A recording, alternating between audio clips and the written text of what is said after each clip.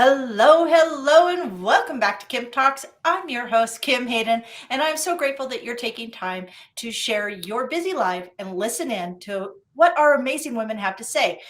KimTalks Resilience is where we share the stories and insights and the inspirations in life, love, and business with resilient women from around the world.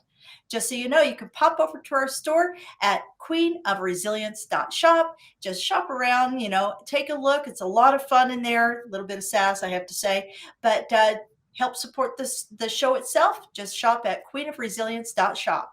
So real quick, today's guest, and we've been trying to connect. This gal is a busy gal with a lot to do and a lot to share. Melissa Boggs is a keynote speaker, a life leadership coach, an employee experience designer. I'm looking forward to leaning into that. She's also a fellow blogger and podcaster with Wild Hearts at Work. Her podcast is redefining relationships and work through the stories and conversations with those challenging the status quo of today's workplace. Melissa is a former executive with a background in leadership, business, and product development. She's a former nonprofit CEO and board member, having served on the board of directors for both Scrum Alliance and Agile Denver. She was privileged to present at the 2020 World Business and Executive Coach Summit and at the 2021 WomenTech Summit. She has also been featured in Business Coaching, Business Agility Emergence and Authority magazines. So, welcome to the show, Melissa. Apologize, I'm a little tongue-tied today. I'm so excited because we've been working to align for about 2 months now. So, how are you doing first? How are you doing? I'm well. Thank you for having me. Thank you for, finally aligning. And we're both here, which is awesome. And how's the weather where you're at? I'm Is in the weather good? Denver. We are pretty nice today, actually. Blue skies, little white puffy clouds out, but not too hot, not too cold. Awesome. Well, here in Calgary, it's about the same thing. And I think we're kind of twin cities. So I always like to dive in as to who you are because we're such a nomad world. Everybody's moving around doing things, and there's the life stories. Everybody's so rich. I always like to dive in a little bit about who you are. Well, so I was born in Texas, but raised in Alaska, and that is the thing that always piques people's interest. Ironically, I have a sister and a brother. Our brother was born in Alaska and raised in Texas, which is always quite fun to talk about. Very different childhoods that we had because we are 14 years apart. So I am technically, I guess, a middle child. And I am, I don't know, a Scorpio A and a redhead, Scorpio. a natural redhead. So put those things together. I am a mom. I have a tween and a teen. And my oldest is actually about to be driving here in the next, I don't know, 6 weeks. So And that your is the hair's big still thing in our red. house. And your hair's It, still red. So the gray hasn't come in yet. Now that the cars are going to be on the mm, road. mm. Oh, close. Well, thanks to my stylist, the gray hasn't come in yet. The gray came in real fast, a couple years after they were both born. So. But thank goodness for modern hair technology, right? Yeah, my husband says I look like I eat Skittles on a regular basis, but got to have It fun and fits. keep it right. So, I want to dive into what you do, and I like some of the things that in your bio where we're talking about some of the different leadership and the people who are kind of, I guess you're almost encourage a little bit of those disruptors, those people who are willing to challenge and make things a bit better. Can you share with us what you do? Absolutely. So I focus on the relationship between a leader and the people in their organization. So most commonly the CEO, but not always. And I talk with them about designing an intentional employee experience. And that experience could take a number of different forms. So, I mean, yes, I work with people on their organizational structure and culture, but that's also where my keynote speaking comes in because we are creating an experience through the things that I talk about. I do workshops, I do retreats, I do some one-on-one leadership coaching as well. And it's all around the idea that at the end of this pandemic, and as we eventually reach post-pandemic, the world has completely changed. And these are things, frankly, that I believed before, but now they are unavoidable. That your organization, you're going to love this, needs to be resilient. Your employees need to be resilient. And that doesn't happen. It's not something that you're always born with. And it's certainly not something that your organization is born with. It has to be intentional. You have to create a way for the organization to respond to what is going on in the workplace, what is going on in the world, or, what happens if you yourself as a leader win the lottery or go on sabbatical for 3 months. Can your organization continue without you? So when you're talking organization, can you give me kind of a scope? Are we talking like a small business that, like myself, I have 6 on my team? Or are we talking like major corporations, or is it any and all? Like, where is your jam? Like, what do you love to get into? So in terms, it's kind of different depending on the format. So in terms of coaching and consulting, my sweet spot tends to be the smaller to medium businesses. However, the things that I speak about are applicable regardless of the size of the company. It's just how you apply them. So we don't necessarily have to go on a deep dive on this, but I have a 5-element model called Melissa's Hierarchy of Work Needs. And I talk about the 5 things that employees need to increase their own engagement, because engagement is not binary. What are those? What are the 5 things they need? I'm just curious. You want me to give away the lead here? Oh, okay. Yes, No, sure. or no, I'm teasing. teasing. Okay. I'm just curious. I'm writing down. I got pen and paper, folks. I'm ready to learn. So there's a lot to this. Again, this is an entire keynote speech all in itself. But those 5 things are context, clarity, craft, choice, and co-creation. Craft, choice, and co-creation. Okay, so I see a collaborative space in here, right? So through that co-creation.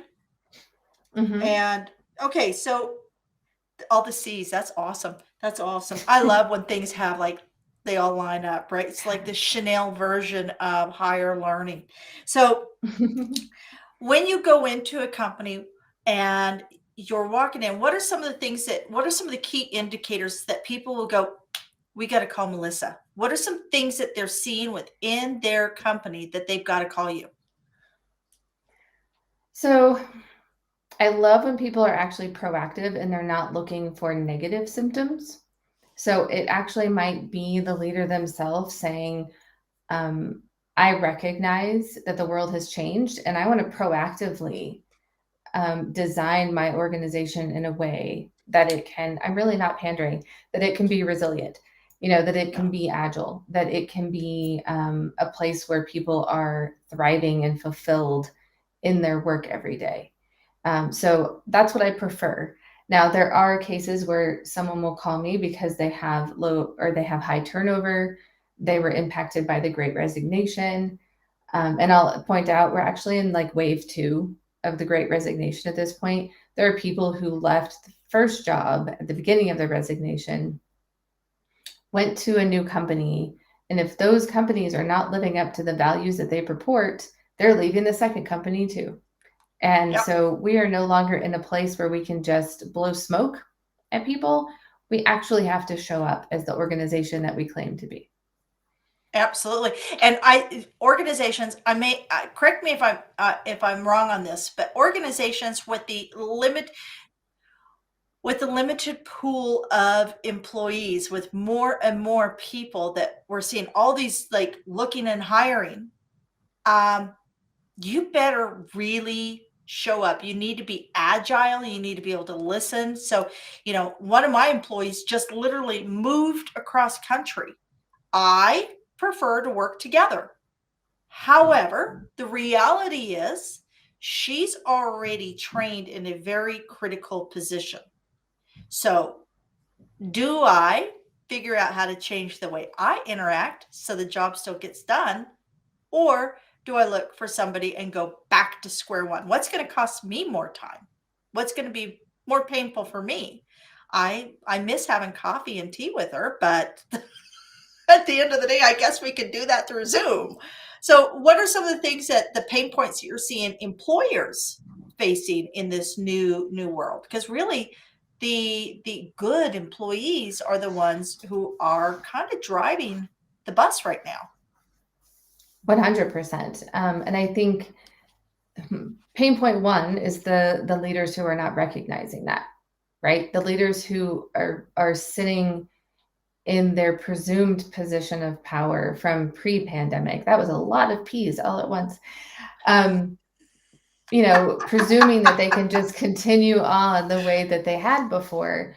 And people just aren't doing that anymore. I mean, they're just not willing to be robots or, show up every day and just be told what to do. We have faced our own mortality. There's also a generational shift that's happening that, people in, I'd say, like the up and coming generations that have grown up with this decentralization of information. We know the power that we have. We know the value that we bring. And so I'd say, again, the number one pain point is the leaders who aren't recognizing that this shift is happening. I think the second one is I've recognized that the shift is happening, but I don't know how to deal with it. Like, I don't know how to be, because I was taught, perhaps by the generation before me, how to lead. And that leadership isn't working the same. I am losing people. And some of these folks have very genuine intentions and care very much about their people. They just literally don't know how to lead beyond, because I said so, basically. Well, and I think that when you're shifting from, a physical space to an online space, leaders who have led by creating physical spaces of community, those coffee, meetings on Thursday and the Monday morning meeting where everybody gets together and they bring donuts or a coffee cake or whatever it is.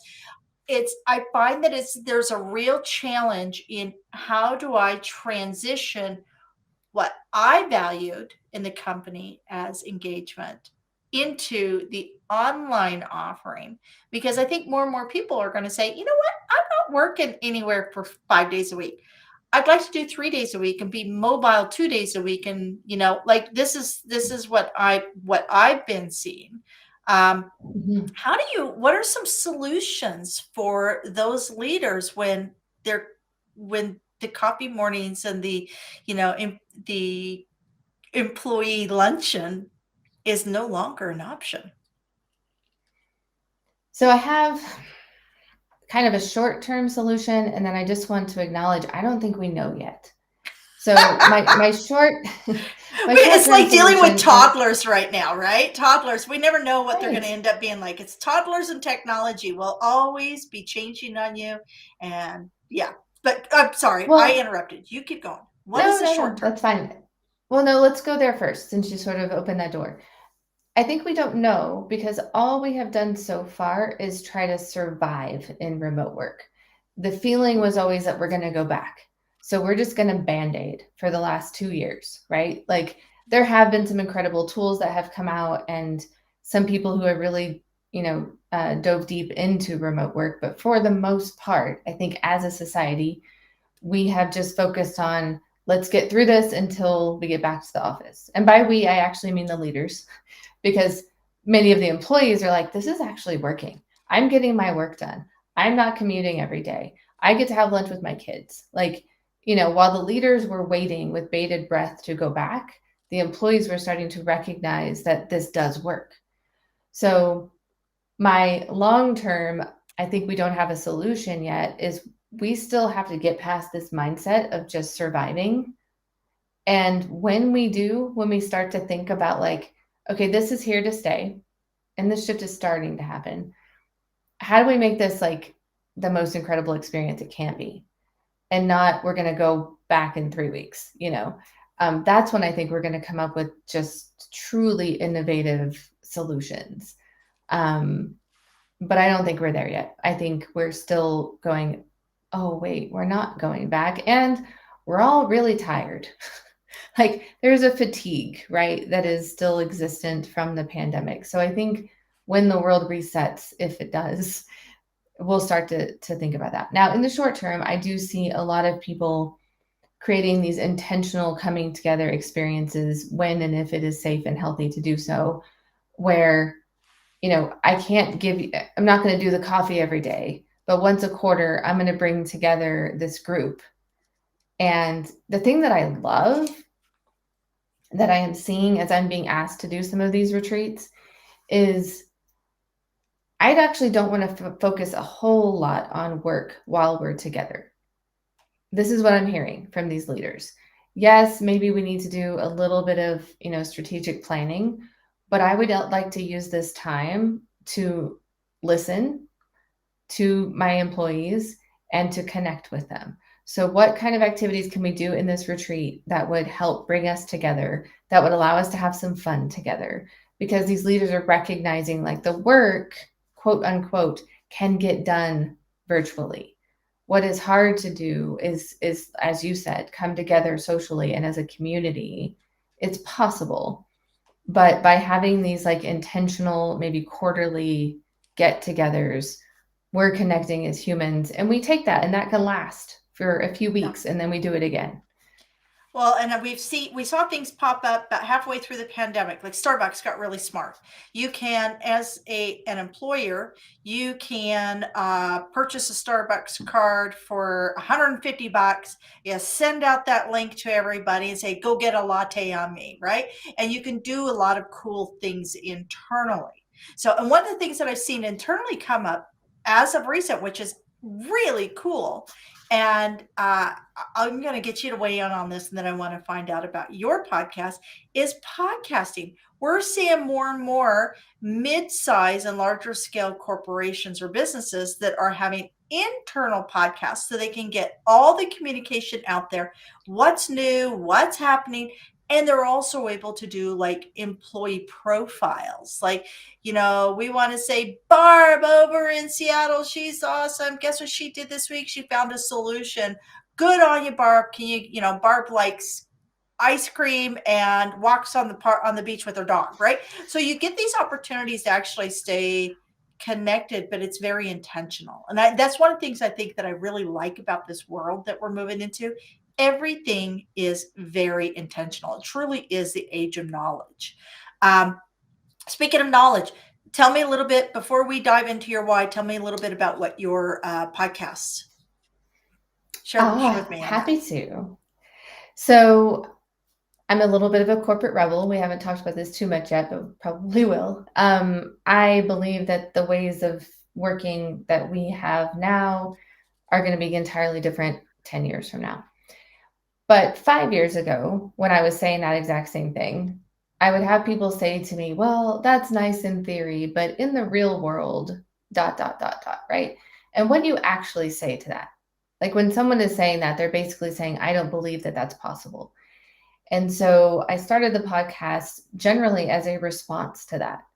And so the people that I bring onto the podcast are talking about actual stories and things that they have done that just fly in the face of corporate tradition, or they are topics that fly in the face of corporate tradition. So I would say it's probably 50-50. Some of them are like real life stories of 4-day work weeks, minimum PTO, those type of things. And then others are, what does it really mean to be authentic at work? And why is that in itself rebellious?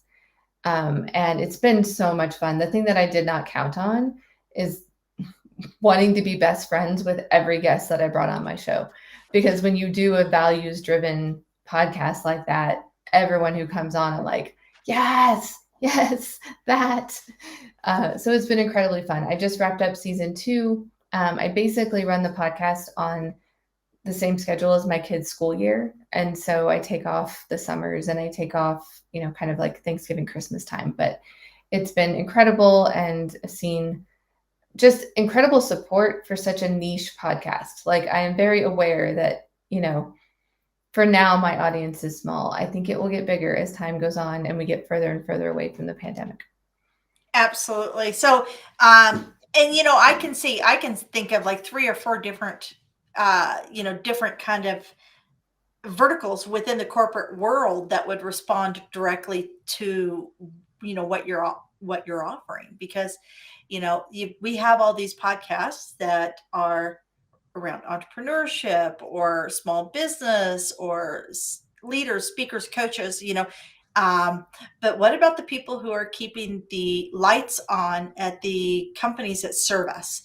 And am I getting that right? That's what you're doing, is you're bringing their voice to the public? That's really sharp. That's a good idea. 100%. In fact, I'm on some different platforms where they help you find guests for your podcast. And I inevitably, and I am one of these people, get pitched, by coaches and consultants. And I have to sort of say, like, unless you have a really unique topic like authenticity in the workplace, I'm not really bringing on consultants. I'm bringing on people who are like in the corporate world, in the Yeah. nitty gritty every day, and are trying to shake it up. And that has been just super rewarding and fun. I've had awesome guests. Shout out Wild Hearts. Yes. Oh, wonderful. Okay, so let's dive into. By the way, if I haven't asked anybody, today's been one of those days. I think I got a little bit of brain fog going on, or not enough hot tea. I'm not sure. But everybody, quick! I need you to go like, subscribe, comment, share. Like, subscribe, comment, share. Your support in that simple act helps promote and keep this story of resilience moving forward, allows me to continue reaching out to amazing women like Melissa and get more of these stories, because I guarantee you listen to all the podcasts, you're going to find somebody that you align with. So, Melissa, let's dive into your why. So you're an entrepreneur, you're a leader, a speaker, a coach. You have taken your corporate experience and turned it into, which is a very different animal in itself, into entrepreneurship. You're promoting yourself, you are the brand itself. Why? Isn't it easier just to go back to the job? Why would you do this? It's a great question. I think it's two-part. One, you may have heard the phrase like be the parent that you needed as a child, or be the person that you needed as a child. I don't know about the child part for me, but I want to be the person that I needed as an employee. And I honestly was really fortunate that my very first big girl job was at one of the best companies I've ever worked for. And I was there for 12 years. And I was incredibly spoiled, because when I left that company at the age of 32 and went to other companies, I was like, oh, wait, not everybody cares about and values my opinion. What? And so, for me, the only way that we see change in the workplace is by getting out this message that A, it is possible, B, it is necessary. So being that person that, I hear people that sound exactly like I did once I left that first company and went to other companies, and was like, why am I spending 6 hours on an expense report that's worth like $300? And, why am I having to interview 6 times to get a job? All of these things made no sense to me. And so wanting to be sort of that light and like make sure that people understand that the alternative is possible. And I think the second part of my why is that after having been the CEO or co-CEO of Scrum Alliance, we did some incredible things at that company, some incredibly rebellious, non-conventional, amazing things with an amazing group of people. After I left that and tried to go back into the corporate world, to a very lovely company, but one in which I was, a couple layers down in the hierarchy, I found it incredibly suffocating, especially given what my passion is and what my mission is. Like, I wasn't sharing that mission by being, a VP at a big-ish company. And so there's some altruism in wanting the world to be better. And there was some selfishness of like, I am suffocating here. Like I need to go get this out into the world. I wouldn't say that's selfishness. I would say that's actually being aware, self-awareness of what you need in order to be the best. Because you see a need, and you are you are the change. You are creating the change. And I know that the corporate world, there's a risk tolerance. Did you always have some sort of risk tolerance within yourself? That, I mean, were you did you play sports and take the extra jump? Did you color outside the lines? Because entrepreneurism needs a bit of that risk tolerance, um, that you don't at times see within a corporate position, because the corporate position has the network, and it has the, you know, that the paycheck is there as long as you provide the certain task. Whereas with entrepreneurism, you may not get the paycheck even when you provide the task, right? Right. So where are you within that kind of personality traits? Do you have a certain level of risk tolerance, or? You know what's funny is I do now, and I would have told you a couple of years ago that I didn't always, if that makes sense. Like I didn't Yeah. believe that I was cut out to be an entrepreneur. I mean, truly, I would say even 2 years ago, I wasn't sure that I was cut out for it, um, because there was that fear. But I have come to recognize how much of that was conditioning, was societal conditioning that created that fear inside of me, that it was not inherent.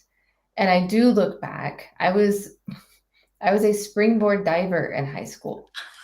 Um, I played soccer, which, I guess has some risk, didn't feel super risky, but yeah, diving, Yep. that felt pretty risky. And by the way, I was terrible at it, which is even riskier. Um, and yeah, I mean, there are instances when I look back to my childhood and my teenagerhood, and I'm very fortunate that my dad and my mom basically believed I could do anything I put my mind to. And so, that helped. But I did have this risk tolerance then. And it's almost like for a period of time in my young adulthood, it was conditioned out of me. But when you are that way, you can't hold it back. Like I never could just look at, something that existed and say, okay, well, that's the way we've always done it. Like I just don't work that way. My brain does not work that way. And it's not that I'm looking also for like the shortest way or the easiest way. Sometimes I'm like, what's the most creative way? Like, Yep. what's the more fun way to do this thing that we absolutely have to do? But like, how do we do it differently? And I think I have always been like that. It's I think that's a very interesting point, that we as young adults are expected to follow a certain path. You go to university, you get your degree, you do this, you do that, you get the job, you get married, you have your 1.8 child, because it's no longer 2.5. I'm still trying to figure out what the 0.8 is. I think I've got one of those. I'm just saying. But I'm joking. I love all my kids. But yeah, I that's a point to ponder. I would love, I'm going to actually think on that, because I do think you're right that we're actually conditioned out of our risk tolerances. But I heard say, my son being a smart aleck, I have a 24-year-old son, so you never expect what's going to come out of their mouth. And basically, he was quoting a movie, or somebody had said something along the lines of, face it, if you're alive today, your ancestors were either lucky or brave, because everything else in between got eaten. So I love that. so if you look at, when we have all this focus on, epigenetics, and we have, our nature, nurture, and everything. So the reality is we all come from people who are a little bit lucky and probably a bit brave. So and you need both of those assets, both of those characteristics, to be an entrepreneur. So at this point in time, here comes the hard question. Are you open to sharing with us a time in your life that resilience was absolutely needed, and without it, you would not be sitting in the chair you're sitting in today? So I'll give you two, a short one and a long one.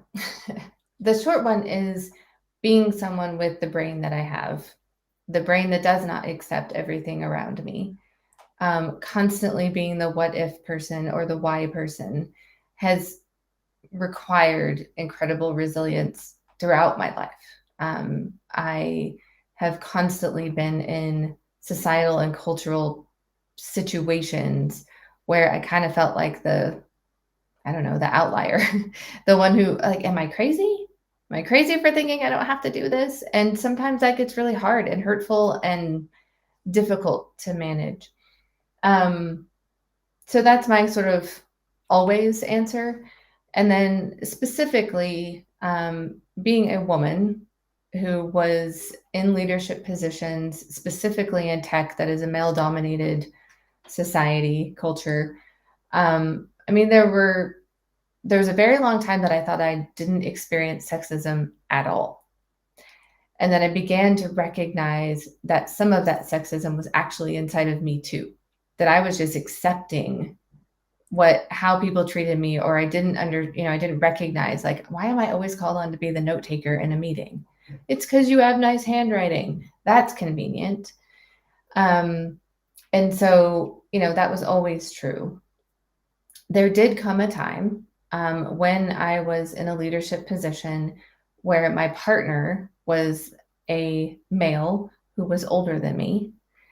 And I would say that we both had experience, we both had education, but there were multiple times where either there was a misunderstanding, if you will, about who accomplished what, or he was deferred to rather than both of us, even though we were equal partners.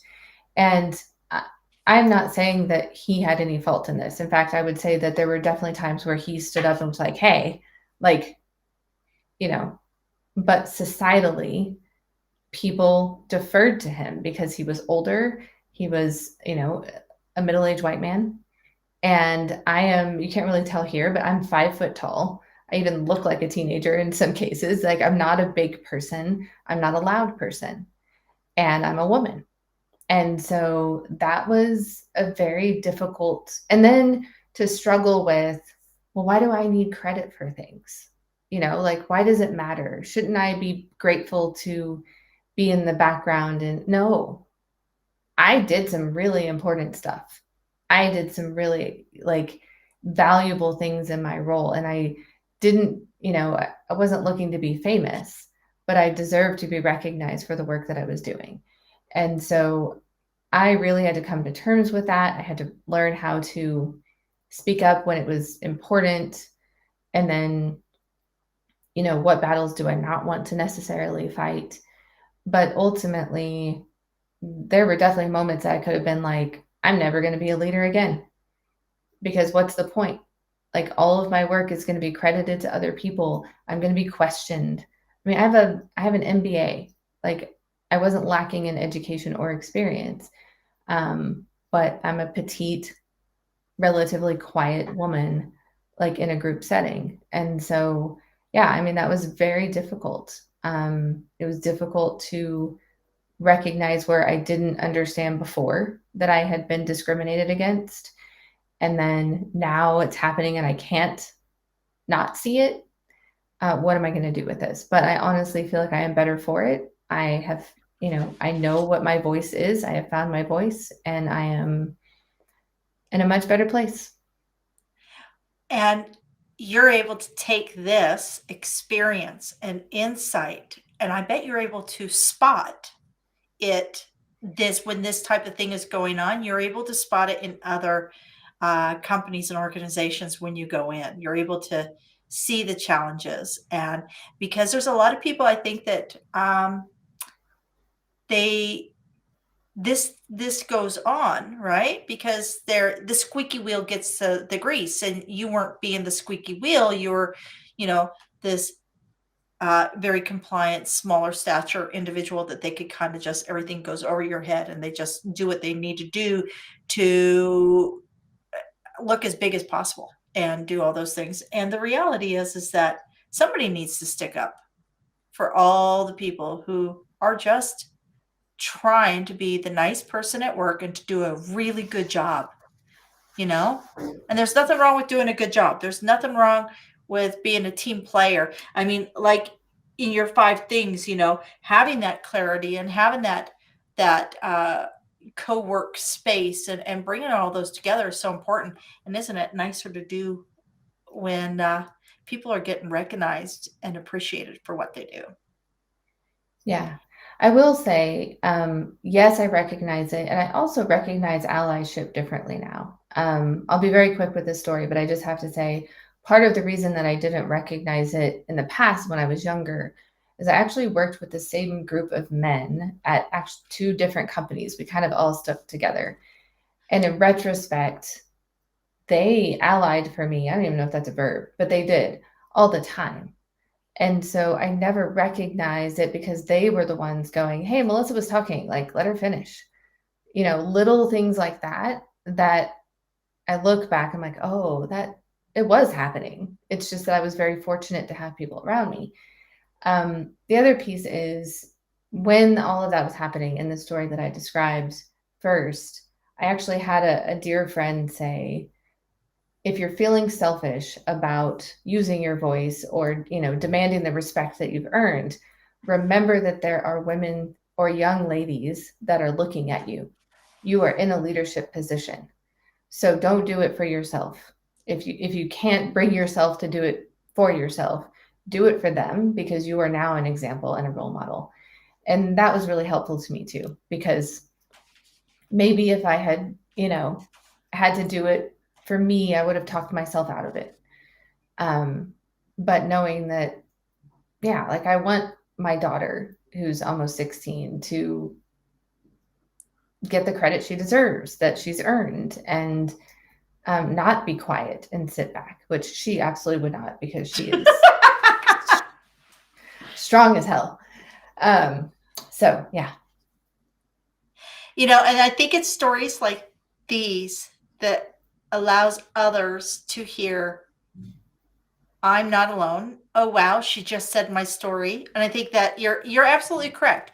I heard a saying once recently, a closed mouth never gets fed. So we can't make this world better and healthier if we're all being silent. So I always like to dip into books. I always want to know. I'm an audiobook. I'm going to be very clear. I don't sit and read a whole lot because physical books because I'm always on the go and as that ADHD for me and the squirrels. But I always like to know what to listen to. And so what are some of the books that you have really made a difference in your life or that you just think everybody should read? So right now I'm currently reading and only about halfway through a book called You Are a Miracle and Also a Pain in the Ass. Pardon my French, but that's the name of the book. I think the author is Mike McHargue, if I'm pronouncing that correctly. I'm only about halfway through it, but it's already wonderful and great. And I think one of the most influential books for me has been Brene Brown's Dare to Lead.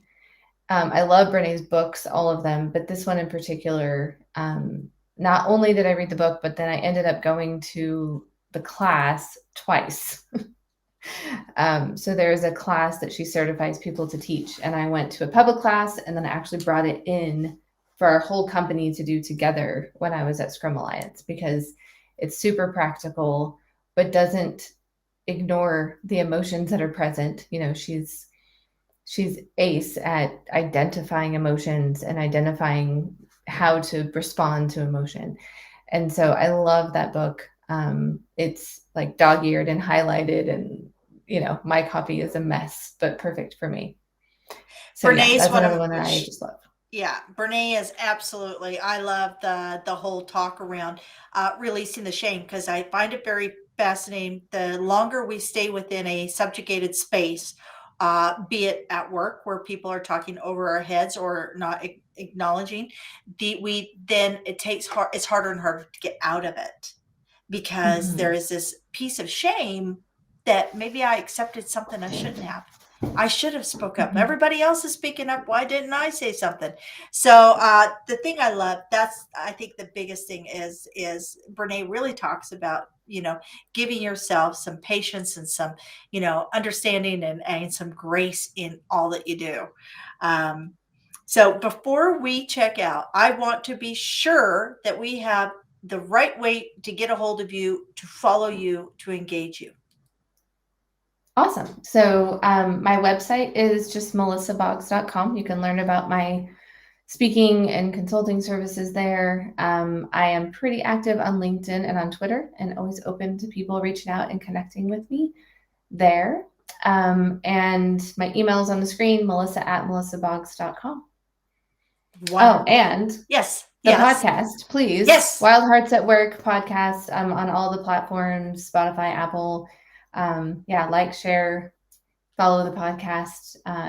It's the little train that could, or the little engine that could, like, slowly gathering steam. So I'd love to see more people over there.